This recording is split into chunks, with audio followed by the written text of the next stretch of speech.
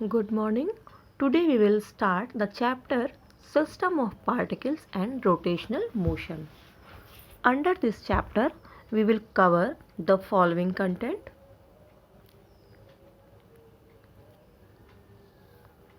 Now let us start.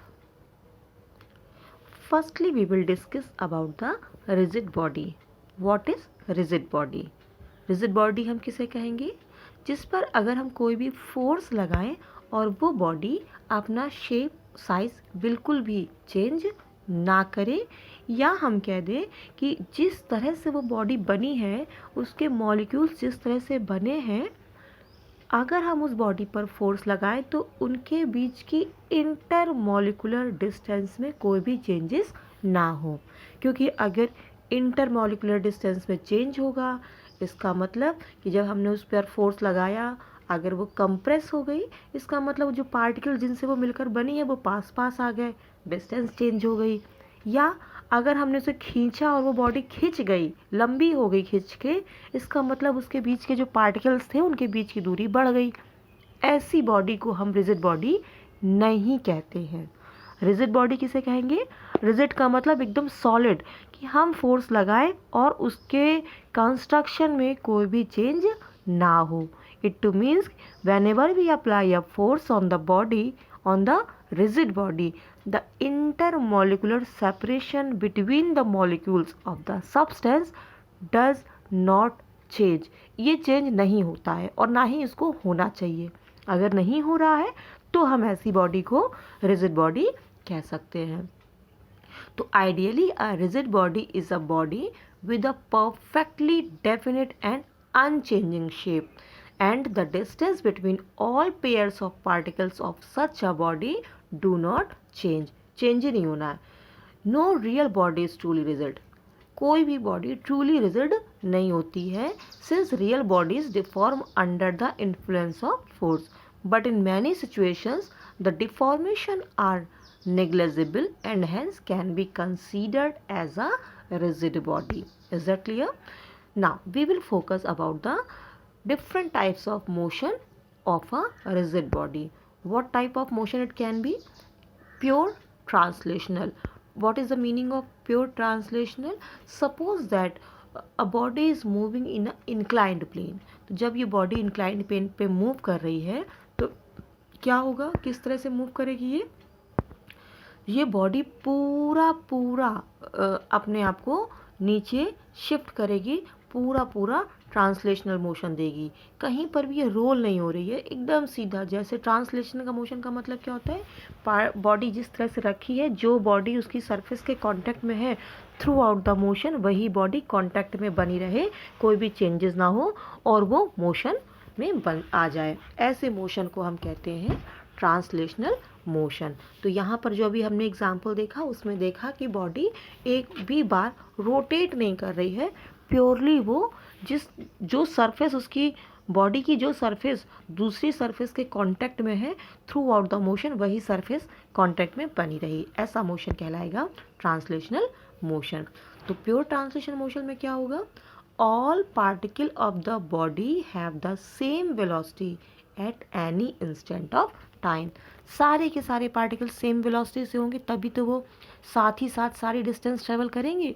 और साथ ही साथ जब सारी डिस्टेंस ट्रेवल करेंगे तो इसका मतलब सारे पार्टिकल साथ साथ चलेंगे। It means the body is in pure translational motion.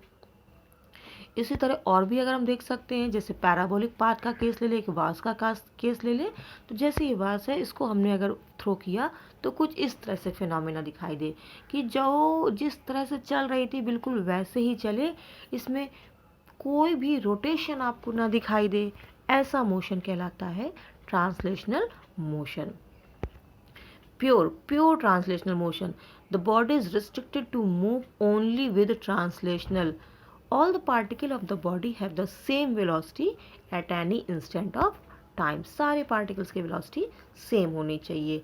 इसीलिए the direction of velocities of the various particles will be parallel to the trajectory at any instant. सबका एक जैसा होना चाहिए। अब हम बात करेंगे एक ऐसे मोशन की जिसमें ट्रांसलेशनल भी हो और रोटेशन भी हो। एग्जाम्पल, जैसे आप एक सिलेंडर को इंक्लाइन प्लेन पे रोल करा दें, तो जब आप रोल कराएंगे सिलेंडर को तो ये अपने एक्सिस के अबाउट भी घूमेगा और नीचे भी चलता जाएगा। तो अपनी एक्सिस के अबाउट घूम रहा है, इसका मतलब रोटेशनल मोशन, और एक जगह से दूसरी जगह शिफ्ट हो रहा है, इसका मतलब ट्रांसलेशनल मोशन।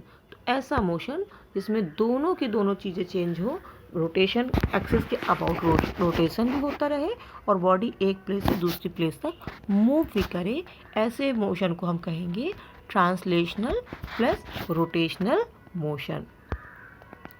अब इसी तरह अगर हम बात करें और एग्जांपल्स देखें, जो अभी प्रोजेक्टाइल के केस में हमने एक वास का एग्जांपल दिया जो एक कंप्लीटली ट्रांसलेशनल मोशन था, उसमें हम ट्रांसलेशनल प्लस रोटेशनल मोशन अगर देखना चाहते हैं तो कैसे दिखाई देगा। Late us see here, this is the body. यहाँ पर देखिए इधर की शुरुआत में ये बॉडी किस तरह से रखी हुई थी, इसका एज किधर था और इसका एज किधर था, लेकिन जैसे मोशन हुआ तो बॉडी ने अपनी जगह भी चेंज की प्लस अपनी एक्सिस के अबाउट वो रोटेट भी कर गई। ऐसे मोशन को हम कह रहे हैं रोटेशनल प्लस ट्रांसलेशनल मोशन। तो इस वाली बॉडी में हमें दोनों तरह की मोशन देखने को मिले। तो इस केस में particle of the body have different velocities at any given instant of time. सारे पार्टिकल्स की वेलोसिटी डिफरेंट होगी, तभी तो वो लोग साथ साथ नहीं चल रहे, कोई किसी का डायरेक्शन दूसरी तरफ है, किसी का कहीं है, इसलिए ऐसे मोशन में हम कहेंगे रोटेशनल में बॉडीज़ की जो वेलोसिटी है वो, पार्टिकल्स की जो वेलोसिटी है वो डिफरेंट है। Also, the direction of velocities of various particles will be different with respect to the trajectory at any given instant. यहाँ पर ट्रेजेक्ट्री जो आपको दिख रही है पैराबोली, जो वेलोसिटी होगी वो ट्रेजेक्ट्री के अलोंग ना होके डिफरेंट डायरेक्शंस में भी हो सकती है। अब हम बात करेंगे रोटेशन की, प्योर रोटेशन की अगर हम बातें करें यहाँ पर, तो इन rotation of a rigid body about a fixed axis every particle of the body moves in a circle which lies in a plane perpendicular to the axis and hence its center of the axis. Now let us see here, ये आपके सामने एक fan है। Fan को अगर हम एक rigid body consider कर लेते हैं, तो जब ये बॉडी मूव करना शुरू करेगी, रोटेशन मतलब सर्किल में मूव करना शुरू करेगी, तो जो सर्किल है, जितने भी इसकी जो एक्सिस है, ये एक्सिस की कौन सी होगी, ये जो ब्लू लाइन से दिखाया गया है, इस एक्सिस के अबाउट इसके सारे पार्टिकल मोशन कर रहे हैं। तो यहाँ पर जो भी रोटेशन हो रहा है, जिस तरह से भी फैन रोटेट कर रहा है, इसमें सेंटर से लाइन पास कर दी, इस एक्सिस के अबाउट मोशन हो रहा है बॉडी का। इसी तरह अगर हम इसके केस में देखें, एक हम अगर पॉट रख रहे हैं तो इस पॉट को अगर घुमा रहे हैं तो इसकी भी एक सेंटर ऑफ एक्सिस होगी और सारे पार्टिकल्स अब जो भी बॉडी के पार्टिकल्स हैं वो इसी एक्सिस के अबाउट रोटेट करेंगे। तो केवल अभी ये बॉडी एक जगह से दूसरी जगह नहीं जा रही है, इसका मतलब इसमें ट्रांसलेशनल मोशन नहीं है, केवल और केवल रोटेशनल मोशन इन्वॉल्व है। और ये जो दोनों में जो आपको लाइन दिखाई गई है, that is the axis of rotation.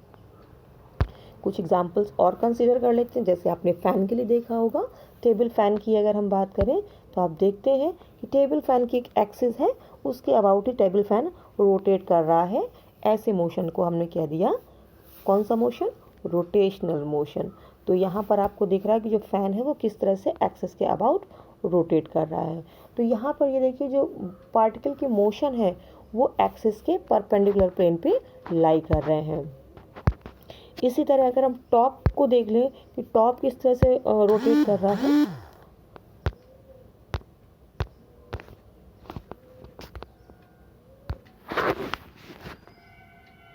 तो यहाँ पर ये टॉप किस तरह से रोटेट कर रहा है, लेट अस सी हियर, एक एक्सिस के अबाउट ही लगातार रोटेट कर रहा है। तो ऐसे मोशन को हम कहेंगे rotational motion, pure rotational motion, क्योंकि बॉडी यहाँ पर एक प्लेस से दूसरे प्लेस पर नहीं जा रही है। अगर इसी तरह हम इसके बारे में बात करें तो ये भी एक एक्सिस के अबाउट रोटेट कर रहा है, ऐसा मोशन कहलाएगा कौन सा मोशन, रोटेशनल मोशन। ये वर्टिकल एक्सिस के अबाउट रोटेट कर रहा है और ऊपर वाला फैन जो है वो हॉरिजॉन्टल एक्सिस के अबाउट रोटेट कर रहा है। लेकिन जो भी रोटेशनल पार्टिकल्स हैं वो एक्सिस के परपेंडिकुलर प्लेन पर रोटेट कर रहे हैं। अब बात करते हैं a rigid body rotation about the Y axis. किस तरह से कोई रिजिड बॉडी वाई एक्सिस के अबाउट रोटेट करती है। अब थोड़ा सा इसको पार्टिकल वाइज देख लेते हैं। तो ये एक बॉडी है हमारी जो रैंडम शेप की है। इसमें जो पार्टिकल्स हैं, कुछ पार्टिकल एक्सिस से पास हैं, कुछ पार्टिकल एक्सिस से दूर हैं। तो इस तरह से यहाँ पर आपको एक रोटेशन दिखाई दे रहा है कि अगर कोई रिजिड बॉडी किसी एक्सिस के अबाउट रोटेट कर रही है तो it is made up of different particles. तो ये जो डिफरेंट पार्टिकल्स हैं एक्सिस ऑफ रोटेशन से वो डिफरेंट डिस्टेंसेस पर हैं। तो जब डिफरेंट डिस्टेंसेस पर हैं तो जब ये पार्टिकल्स रोटेट कर रहे हैं तो कोई बड़ा सर्किल बना रहा है, कोई छोटा सर्किल बना रहा है। अब अगर क्योंकि सर्किल छोटे बड़े हो रहे हैं लेकिन सबके सर्किल सेम टाइम में कंप्लीट हो रहे हैं, तो आपको ये चीज़ तो अच्छे से पता होगी। अगर एक पार्टिकल छोटा सा सर्किल कंप्लीट करेगा और एक पार्टिकल बड़ा सर्किल कंप्लीट करेगा लेकिन दोनों के लिए टाइम सेम लग रहा है, देन इट्स वेरी क्लियर कि जो छोटा पार्टिकल होगा वो धीरे धीरे चल रहा है और बड़ा पार्टिकल जो है वो तेज़ तेज़ चल रहा होगा, क्योंकि सर्किल तो दोनों को सेम टाइम में कंप्लीट करना है। इसका मतलब जो रोटेशनल मोशन की जब हम बात करते हैं तो बॉडी की जो वेलोसिटी है पार्टिकल्स की वो डिफर होती है।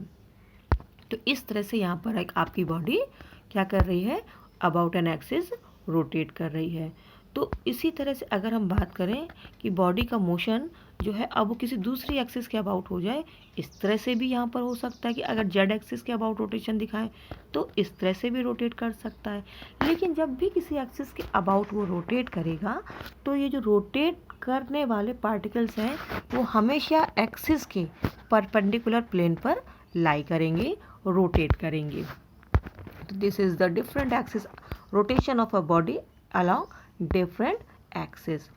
Now, in precision of a rigid body about a fixed point, the axis of rotation itself rotates about another axis passing through the fixed point. Let us see here कि किस तरह से यहाँ पर चीज़ बताई गई है। ये देखिए यहाँ पर कह रहा है कि ये जो एक्सिस है बॉडी की, जो टॉप की जो एक्सिस है, इसके अबाउट तो इसको जो फिक्स्ड पॉइंट नीचे दिया हुआ है, ये फिक्स्ड पॉइंट जिससे कि एक्सिस पास हो रही है वो भी किसी ना किसी एक्सिस के अलाउंग मूव कर रहा है। ये देखिए यहाँ पर, तो ये भी एक पॉसिबिलिटी बन जाती है कि ज़रूरी नहीं है कि आपका फ़ैन एक ही जगह पर खड़ा होकर रोटेट करे, वो दोनों तरफ भी रोटेट कर सकता है। जैसे कि यहाँ पर अगर हम बात करें तो जैसे टॉप है, टॉप अपनी जगह भी चेंज करता रहता है, तो और वो जगह ना चेंज करके थोड़ा टिल्ट होके भी मोशन करता है तो उसकी एक्सिस भी रोटेट कर सकती है। तो यहाँ पर हम ये कह रहे हैं कि in case of spinning top the point of contact O with the ground is fixed. कहाँ पर वो घूम रहा है वो तो फिक्स है, पॉइंट उसका जो कांटेक्ट का है वो फिक्स है, लेकिन जो टॉप है वो रोटेट करते समय थोड़ा सा टिल्ट भी हो सकता है। तो टिल्ट होने का मतलब ये हुआ कि उसकी एक्सिस ऑफ रोटेशन जो है वो चेंज हो रही है, वो रोटेट कर रही है। तो इसी तरह आप टेबल फैन के केस में भी देख सकते हो। अगर टेबल फैन को आप स्विंग के मोड में चला दीजिए तो टेबल फैन रोटेट भी करेगा, अपने एक फिक्स्ड पॉइंट से तो जुड़ा हुआ है लेकिन वो उसका पूरा फेस है जो लेफ़्ट राइट टर्न कर सकता है। इसका मतलब वहाँ पर भी एक्सिस आपकी about a fixed point, about a line, axis भी आपकी रोटेट कर रही है। तो जो इम्पॉर्टेंट ऑब्जर्वेशंस निकल कर आते हैं यहाँ पर, the motion of a rigid body which is not pivoted or fixed in some way is either a pure rotational or a combination of translational and rotation.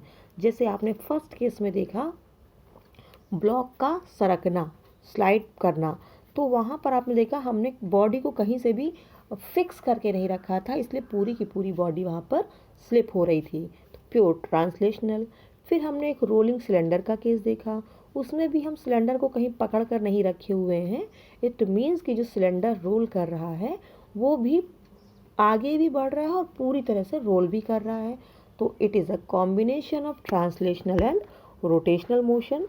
और अगर हम रिजिड बॉडी को किसी पॉइंट से फिक्स कर दें या pivot कर दें, टांग दें, फिक्स कर दें, बांध दें, तो उस केस में बॉडी प्योर रोटेशन देगी, वहाँ पर हाँ, रोटेशनल एक्सिस भी उसकी चेंज हो सकती है कि एक्सिस भी घूम रही है, बॉडी भी घूम रही है, लेकिन वहाँ पर आपको ट्रांसलेशनल का केस नहीं मिलेगा क्योंकि बॉडी फ्री नहीं है ट्रांसलेट करने के लिए। तो इस चैप्टर में हम लोग एक इजी केस देखेंगे। We will discuss about the only motion of a rigid body about a fixed axis, और ये फिक्स्ड एक्सिस रोटेट नहीं कर रही बल्कि ये फिक्स है। ये इस टॉपिक को ध्यान में रखते हुए हम इस चैप्टर की आगे स्टडी करेंगे। So now we will focus about the centre of mass. What is centre of mass? Centre of mass is एक तरह से कहा जाए it is an imaginary point where the whole mass of the body is suppose to be considered. अगर हम एक simple सा के सिस्टम ले लें, टू पार्टिकल सिस्टम, हालांकि टू पार्टिकल सिस्टम तो नहीं पॉसिबल है क्योंकि ऐसा तो जो डेली लाइफ के एग्जांपल्स है उसमें तो हम ऐसे पार्टिकल्स देखते हैं जिसमें बहुत सारे पार्टिकल्स होते हैं। तो फिलहाल हम यहाँ पे सबसे इजी केस ले रहे हैं। मान लेते हैं कि एक सिस्टम है, एक बॉडी है जो दो पार्टिकल से मिलकर बनी हुई है। तो जब हमने दो पार्टिकल से बनने वाली बॉडी को कंसिडर किया तो उन पार्टिकल्स के कुछ ना कुछ मास होंगे। अब क्योंकि रिजिड बॉडी का केस ले रहे हैं तो इन दो बॉडीज़ के बीच में कोई ना कोई सेपरेशन भी होगा। तो let us see by the figure कि एक बॉडी है जिसमें दो पार्टिकल्स हैं जिनका मास है m1 और m2। कहीं पर वो रखे हुए हैं, इनकी हम ओरिजिन से डिस्टेंस मान रहे हैं कि पार्टिकल्स की जो डिस्टेंस है from the origin this is x1 and x2। अब ये जो C पॉइंट है this is the centre of मास। इसकी दूरी हम मान ले रहे हैं xCn, और इसकी जो दूरी है यानी कि जो सेंटर ऑफ मास है इस बॉडी का वो कहाँ होगा? Late us see the formula. It is given by product of mass and distance. जितने भी पार्टिकल्स हैं उन सारे पार्टिकल्स का मास और डिस्टेंस का प्रोडक्ट लेके उन्हें ऐड कर देना है upon total mass of the system. तो इस तरह से यहाँ पे आपको फॉर्मूला दिख गया है m1 x1, क्योंकि m1 की दूरी कितनी है? x1 है, तो m1 का x1 के साथ प्रोडक्ट और m2 का x2 के साथ product upon total mass of the body gives you the centre of mass position. तो यहाँ पर अगर दोनों बॉडीज़ की हम बात करें कि दोनों बॉडीज़ के मासेस इक्वल हैं तो उस केस में क्या हो जाएगा? उस केस में आपको पता है mx1 plus mx2 upon 2m, और ये दोनों कैंसिल होकर क्या मिल जाएगा? x1 plus x2 upon 2। यानी कि अगर बॉडी का मास इक्वल है तो क्या होगा? सारे पार्टिकल्स अगर इक्वल मास रखे हैं तो जो सेंटर ऑफ मास होगा वो उस बॉडी के ठीक बीचों बीच लाई करेगा, एग्जैक्ट मिड पे लाई करेगा। x1 प्लस x2 का मिड पॉइंट होगा, वहाँ पर ये सेंटर ऑफ मास लाई करेगा। इसी तरह अगर हम n पार्टिकल का सिस्टम कंसीडर कर लें तो जो फॉर्मूला बनेगा हर एक पार्टिकल का मास और उस पर्टिकुलर पार्टिकल की एक ओरिजिन से दूरी, इनका प्रोडक्ट लेते हुए सारे पार्टिकल्स का सम कर देंगे अपॉन टोटल मास। तो this is the simple formula of the to calculate the centre of mass. Centre of mass होता क्या है? जहाँ पर सारी बॉडीज़ का मास इकट्ठा हो। इसी तरह अगर हम थ्री पार्टिकल्स के सिस्टम की बात करें जिसमें तीन पार्टिकल्स हैं तो तीन पार्टिकल्स है तो इन तीन पार्टिकल्स की भी कोई ना कोई दूरी होगी। So let us see here these are the three particles lie in a plane. अब अगर ये प्लेन पर लाई कर रहे हैं, इनके कोऑर्डिनेट्स होंगे कुछ ना कुछ x1 y1। तो इन तीन पार्टिकल से बनने वाले सिस्टम का सेंटर ऑफ मास क्या होगा? क्योंकि यहाँ पर हर एक पार्टिकल को दो कोऑर्डिनेट से रिप्रेजेंट किया गया है x और y, इसका मतलब इसके सेंटर ऑफ मास में भी हमें दो कोऑर्डिनेट x और y के फॉर्म में मिलने चाहिए, तभी हम सेंटर ऑफ मास के पोजीशन को लोकेट कर पाएंगे। तो फॉर्मूला आपका वही रहेगा, product of masses and distance. तो कैसे निकालेंगे ये? Late us see here. कैसे निकाला? सिंपली x और y के कोऑर्डिनेट हो गए, x के कोऑर्डिनेट में x के कोऑर्डिनेट के साथ मास का प्रोडक्ट लेंगे और y का कोऑर्डिनेट निकालते समय y के कोऑर्डिनेट का मास के साथ प्रोडक्ट लेंगे। और पुराना फॉर्मूला जो चल रहा था प्रोडक्ट ऑफ मास डिस्टेंस, इनका सम और फिर टोटल मास से डिवाइड, यहाँ पर भी सेंटर ऑफ मास निकालने का यही फॉर्मूला कैलकुलेट होगा।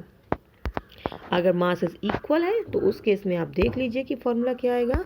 इन दैट केस जो सेंटर ऑफ मास होगा वो इस 3 पार्टिकल से बनने वाले सिस्टम के ठीक बीचों बीच लाई करेगा। तो अगर ये ट्रायंगल का फॉर्म बन रहा है तो जो इसका सेंटर ऑफ मास होगा वो ठीक इसके सेंट्रॉइड पर, जो आपने मैथ्स में सेंट्रॉइड कैलकुलेट करना सीखा है, उस सेंट्रॉइड पर ही ये लाई करेगा। यानी कि ये जो परपेंडिकुलर एक्सिस आपको दिख रही हैं इसको ये 2/3 के फॉर्म में कट करना शुरू करेगा। इसी तरह अगर हम n पार्टिकल का सिस्टम देखें तो n पार्टिकल के सिस्टम में क्या हो रहा है, हम रैंडम पार्टिकल स्प्रेड किए हैं और ये रैंडम पार्टिकल्स के मान लो 3D बॉडी है, तो 3D बॉडी है तो इसमें 3 कोऑर्डिनेट्स हो जाएंगे x, y और z। तो अगर हम इसका सिस्टम ऑफ सेंटर ऑफ मास निकालना चाहें तो उस सेंटर ऑफ मास में भी 3 कोऑर्डिनेट्स होंगे x, y और z। तो आप सेंटर ऑफ मास के लिए निकालेंगे, तरीका फिर से वही होगा। सेंटर ऑफ मास का x कोऑर्डिनेट निकालना मतलब मास और पार्टिकल्स की x कोऑर्डिनेट का प्रोडक्ट लेते हुए फॉर्मूले को यूज़ करना। y कोऑर्डिनेट निकालने के लिए y कोऑर्डिनेट के साथ मास का प्रोडक्ट लेंगे, z कोऑर्डिनेट निकालने के लिए z कोऑर्डिनेट के साथ मास का प्रोडक्ट लेंगे। तो यहाँ पर जो फॉर्मूला आपका बनेगा वो क्या बनेगा, late us see here. x centre x particle या x पोजीशन सेंटर ऑफ मास की, इस तरह y centre of mass coordinate, z coordinate, तीनों निकाल लिया। समेशन के फॉर्म में लिखना चाहें तो समेशन लगा के, समेशन कहाँ से कहाँ हमारा चल रहा है, पार्टिकल नंबर 1 से लेकर पार्टिकल नंबर i तक। तो यहाँ पर जो समेशन गया है i = 1 से लेकर n तक, इन सारे पार्टिकल्स का रखते हुए उसको हम ऐड कर देंगे y का, इसी तरह z का। तो this is the simple way to calculate the centre of mass. आप इस फॉर्मूले को ज़रूर लर्न कर लीजिएगा क्योंकि इट मे बी पॉसिबल कि इस पे एग्जाम्स में सेंटर ऑफ मास कैलकुलेट करने के लिए क्वेश्चंस पूछे जाएं।